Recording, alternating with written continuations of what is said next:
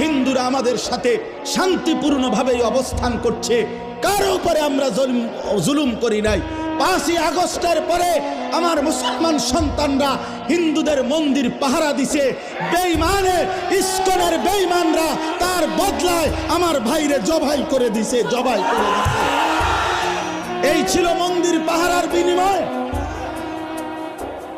এই কি ছিল বিনিময়? আমরা তো কোনোদিন জুলুম করি নাই, কোনোদিন জুলুম করি নাই।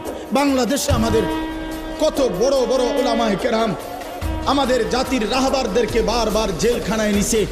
আমাদের আল্লামা মামুনুল হককে জেলে নিছে, আমাদের আল্লামা সাখাওয়াত হোসেন রাজিকে জেলে নিছে, আমাদের গাজী ইয়াকুব উসমানী ভাইকে জেলে নিছে, আমাদের শত শত উলামায়ে কেরামকে জেলে নিছে। কই আমরা তো কোনোদিন কারো গলায় ছুরি চালাই নাই। তাহলে তোরা বেঈমান, তোদের একজন বেঈমানের কারণে ওই বেঈমান নারী লোভী, ওই বেঈমান কিশোর বলাৎকারকারী, ওই বেঈমান যৌন নির্যাতনকারী, ওই চিন্ময় কৃষ্ণ দাস একটা অসভ্য, একটা নরপশু, ওই বেঈমানের কারণে মুসলমানের গলায় ছুরি দিলি কেন? একটা 2.5 বছর 3 বছরের বাচ্চা, তার ওই বাচ্চা বাপ ডাকবে কাকে এখন?